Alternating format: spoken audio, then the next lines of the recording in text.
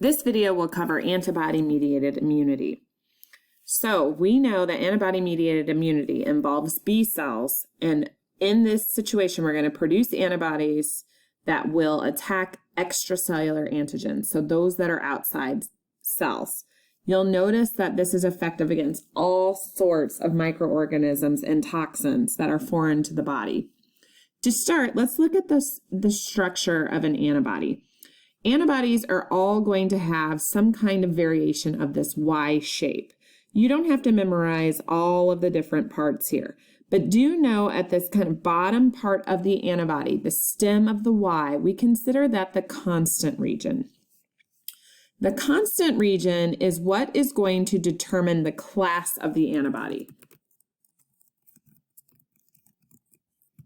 Okay, the variable region, so let me kind of add this and change it up here. So pretend like I'm writing on it in class, right? The variable region binds to antigens.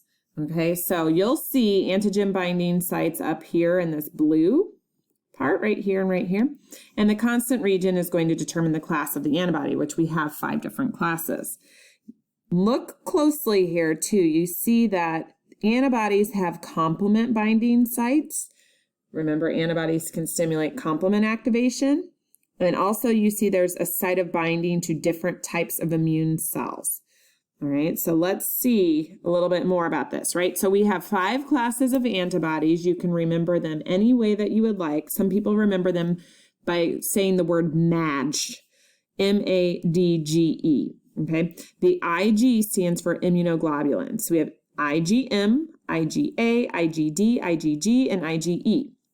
So a particular B cell, a differentiated B cell, that's a plasma cell that produces antibodies, can produce any class of antibodies, okay? The class constant regions are going to be the same for each class. So for instance, the class A constant region is the same for all class A antibodies, no matter what clone you're talking about. But the variable regions are specific for clones. So if a B cell proliferates and creates clones of plasma cells that will produce antibodies, all of them will produce the same variable regions. Okay, variable regions are what bind antigens. So we know when we talk about adaptive immunity being specific, you guys all say, yeah, B cells and T cells are specific for a particular type of antigen. That's what we're talking about here for the variable regions. No matter if a B cell is, its antigen is chickenpox or its antigen is measles or whatever it is, okay? It can switch classes, but that variable region is going to be the same no matter what kind of class of antibody a plasma cell produces. All right, let's keep diving in here so you can see what I mean, okay? So there are 5 classes of antibodies, okay? We've got, sorry about that if you hear my dog start barking. But anyways, we have 5 classes of antibodies. We have IgG, M, A, E, and D, and they all look pretty similar. I know this one looks a little different, but if you look at the green parts, right, there's still a variation of the Y.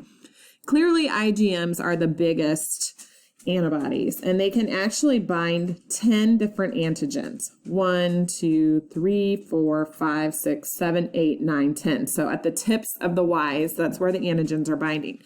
The others can either do 2 or 4. So 2 here, 4 here, 2 here, and 2 here. Now, I put stars on the next chart so that you pay attention to this. Sometimes when you see tables in the book, students skip over it, and you don't want to do that. So let's take a look and see what it says here. It says IgGs in your bloodstream right now, 80 to 85% of the antibodies there are going to be IgGs. Okay, so this is what they do, right? It says they activate, complement, and promote phagocytosis. These are antibodies that can cross the placenta, and they can provide immune protection to the fetus and newborn. These are responsible for Rh reactions. So anti-Rh antibodies are IgGs. Okay. Now here is the key for this. Okay, let me put a text note in here. Text box, excuse me. Let me spread this out a little bit here. Okay. IgGs are the first are the antibodies produced in secondary immune responses. Okay, when I mean secondary immune responses, I mean that they are the responses that occur after you have been exposed to a pathogen for the first time. Okay, let's look at IgMs, these big old antibodies. Okay, IgMs make up about 5 to 10% of the antibodies that are in your bloodstream at any time. Okay, these can really activate complement as well. They can act as a binding receptor on the surface of B cells. They are the anti-A and anti-B antibodies, and it says these are often the first antibody produced in response to an antigen. So shortly after a B cell gets activated and changes into a plasma cell, the first type of antibody it will produce is an IgM. Okay. So these are the antibodies that are produced in primary immune responses. That would be the first time that you encounter an antigen. Okay. Look at IgAs. IgAs are typically dimers, so there's 2 Y's here. These are going to be found in saliva, tears, and your mucous membranes close to the body's surface. They're found in the milk that is produced for breast milk. Okay, and colostrum is the first milk that's produced very, very early on in life that of a newborn's life. The mother will produce like a very, very thick white fluid that's not really like milk. It's more, I don't even know how to describe the consistency, but it's not as liquidy as milk. And that is going to be jam-packed with these IgAs. Okay, so these are the antibodies that you find in mucous membranes and your secretions. IgEs, you'll notice there's not very many of them in the bloodstream. Okay, we know IgEs will stimulate the inflammatory response. We also see increased numbers of IgEs in allergic reactions to things. There's not a whole lot of knowledge about how IgEs work, and so that's about all we really know. The numbers of these go way up in allergic responses. And then finally, IgDs are the receptors on B cells. Okay, so the B cell receptor with the antigen binding sites are actually antibodies called IgDs.